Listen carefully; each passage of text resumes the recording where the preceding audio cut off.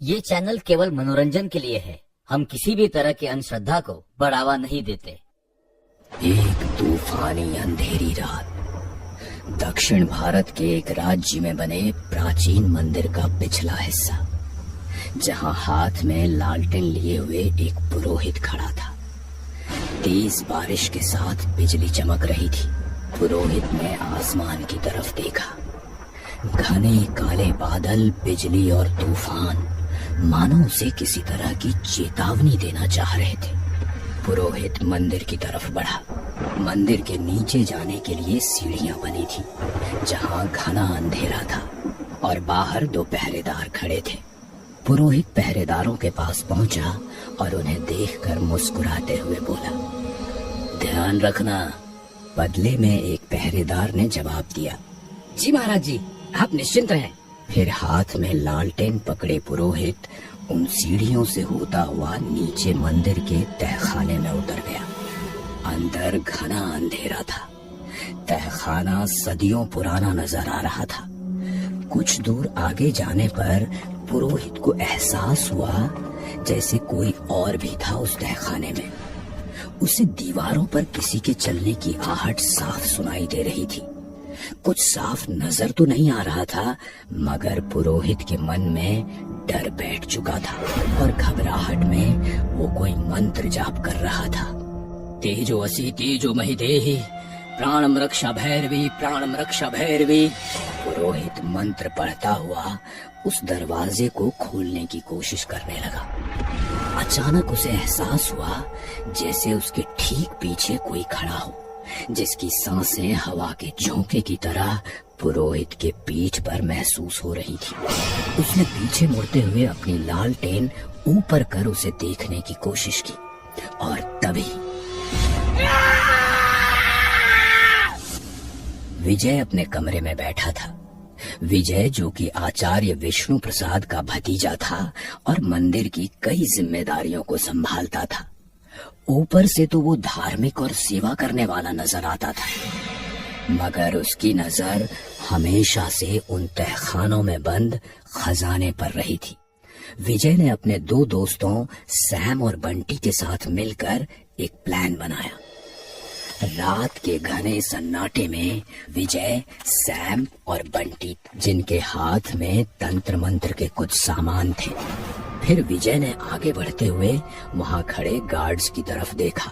Guard ने कहा, आप चिंता मत करिए मालिक, महाराज जी को कानो खान खबर नहीं होगी। विजय, सैम और बंटी तहखाने के अंदर दाखिल हुए, जहां घना अंधेरा था।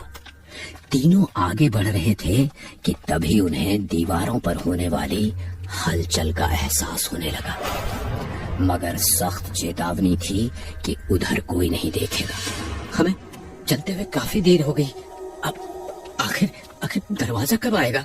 विजय ने मुस्कुराते हुए सामने देखकर कहा, वो रहा दरवाजा, हमारे बिल्कुल सामने। सामने एक बहुत बड़ा और प्राचीन दरवाजा था, मगर उन्हें अभी भी एहसास हो रहा था जैसे उनके आसपास कोई हो। तभी बंटी ने डरते हुए विजय से कहा, विजय, हमारे पीछे कोई है, मुझे डर लग रहा है। पीछे मत देखना बेवकूफ, कोई नहीं है हमारे पीछे। फिर विजय ने एक झोले से जल की शीशी निकाली और ताले पर छिड़कते हुए कोई मंत्र पढ़ने लगा। कुछ देर मंत्र पढ़ने के बाद ताला खुल गया। डरते हुए तीनों अंदर दाखिल हुए। अंदर सब कुछ सामान्य था, मगर तभी दरवाजा अपने आप बंद हो गया और सामने की दीवार पर लिखा था, अंत ही आरंभ है। इस लाइन को पढ़ते ही तीनों काफी घबरा गए। फिर विजय ने बंटी और सैम से कहा, हमें हिम्मत से काम लेना होगा, घबराओ नहीं, हमें बाहर निकलने का कोई गुप्त दरवाजा मिल ही जाएगा। और फिर विजय ने जैसे ही कमरे में रोशनी की, तीनों की आंखें फटी की फटी रह गई। बाप रे, सोने से बने सांपों की मूर्तियां, ये तो खरबों की दौलत है यार, हम तो खरबपति बन गए। मगर विजय अभी भी सोच में डूबा हुआ था, क्योंकि अभी भी उसे बाहर निकलने का कोई रास्ता नजर नहीं आ रहा था। वो कुछ सोच रहा था, तभी बंटी ने उनमें से एक सोने का सांप उठा लिया। मगर ये क्या, देखते ही देखते सारे सांप सचमुच के सांपों में बदल गए। बंटी ने जिसको हाथ में पकड़ रखा था, उसने बंटी के हाथ को जकड़ लिया। बंटी बेहद डर गया था। बचाओ मुझे, मुझे मुझे ये डस लेगा। तभी सैम ने एक धारदार खंजर से सांप की गर्दन काट दी। अब सारे सांप उन तीनों की तरफ बढ़ने लगे। मौत उनके ठीक सामने थी।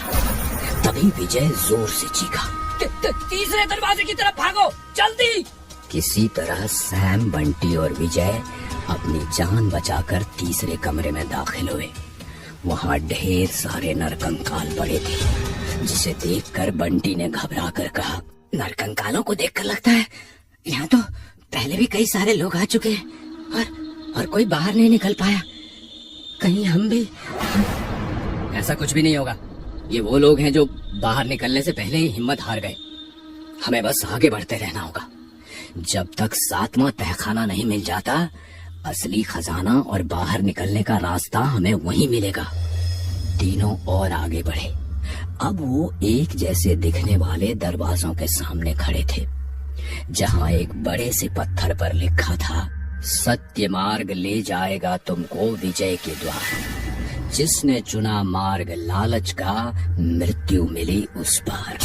तीनों लिखी हुई चेतावनी को पढ़कर घबरा गए। फिर विजय ने कहा, हमें सही रास्ता चुनना होगा, वरना हमारा हाल भी ऐसा ही होगा। सैम, बंटी और विजय एक अलग कमरे में थे। उनके सामने 2 दरवाजे थे। पहला दरवाजा सामान्य था, मगर दूसरे दरवाजे के ऊपर पत्थर की खोपड़ी बनी हुई थी, जिसकी आंखें लाल रोशनी सी चमक रही थीं। अपनी शक्ति का आधा हिस्सा मुझे दे दो, मैं तुम्हें सीधे 7वें दरवाजे के पार पहुंचा दूंगा। सैम और बंटी ये इशारा समझ नहीं पाए, मगर विजय कुछ देर सोचने के बाद बखूबी समझ चुका था कि वो खजाने के लालच में अंधा हो चुका था। उसने अपने बैग से एक खंजर निकाला और सैम की गर्दन पर चला दिया। सैम देखते ही देखते जमीन पर गिरकर तड़पने लगा। बंटी समझ चुका था।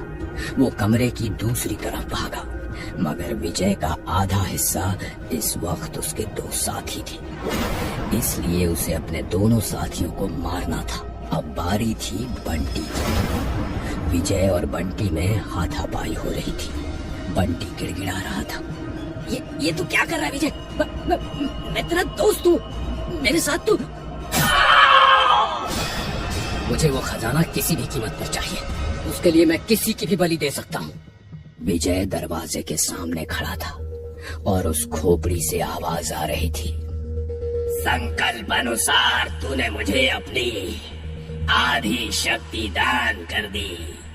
अब तेरे लिए खुलेगा सीधा 7वां दरवाजा। फिर वो दरवाजा अपने आप खुल गया। विजय जैसे ही उस कमरे में दाखिल हुआ, उसकी आंखें फटी की फटी रह गई। इतना खजाना! मैं सबसे अमीर आदमी, दुनिया का सबसे अमीर आदमी। कुछ देर के जश्न के बाद विजय सारे खजाने को अपने बैग में भरते हुए खुद से ही बातें करने लगा। मैं यहाँ से सारा खजाना लेकर निकलूंगा, मगर यहाँ से निकलने का रास्ता है कहाँ? तभी उसे अंधेरे में 2 साए खड़े नजर आए। ये सैम और बंटी की आत्माएं थीं। इस खजाने के लालच में तूने हमें भले ही मार दिया विजय, मगर बाहर निकलने का रास्ता हम तुझे दिखाएंगे। वो देख विजय, वो रहा रास्ता। उस गुफा से होता हुआ तो मंदिर से कुछ दूर एक जंगल में निकलेगा। तो वहीं से ये सारा खजाना लेकर बाहर निकल सकता है। अब जल्दी कर, वरना दम घुटने से तू भी यहीं मर जाएगा। मेरी मदद करने के लिए शुक्रिया दोस्त। इस खजाने को पाने के लिए मुझे तुम दोनों की बलि देनी पड़ी, जिसका मुझे अफसोस रहेगा। अब चलता हूँ, अलविदा। विजय गुफा के सहारे बाहर तो निकल आया था, मगर उसे अपने चारों तरफ पड़े नरकंकाल दिखाई दे रहे थे, जिनके पास बैठकर कुछ लोग रो रहे थे।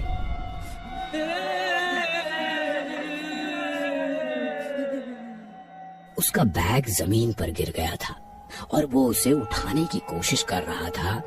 तभी उसके सामने बंटी और सैम की आत्माएं नजर आने लगी। तू सोना तो बाहर ले आया मेरे दोस्त, पर एक जरूरी चीज अंदर ही भूल गया। बगैर उसके तू ये सोना कहीं भी नहीं ले जा सकता। मगर ऐसा क्या है जो मैं अंदर भूल गया? अरे अंदर जा और जरा ध्यान से देख, तू वहाँ क्या भूल आया है। सैम और बंटी की बात मानता हुआ विजय दोबारा उस गुफा में दाखिल हुआ।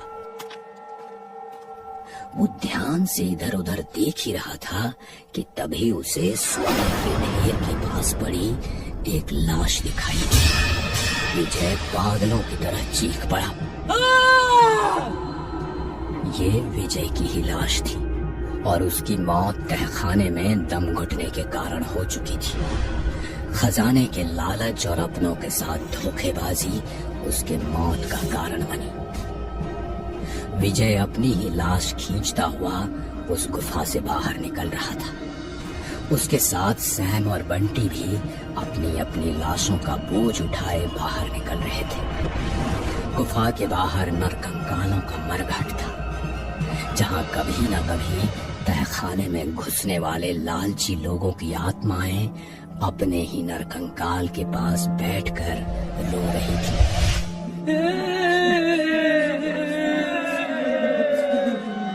और मुक्ति का इंतजार कर रही थी।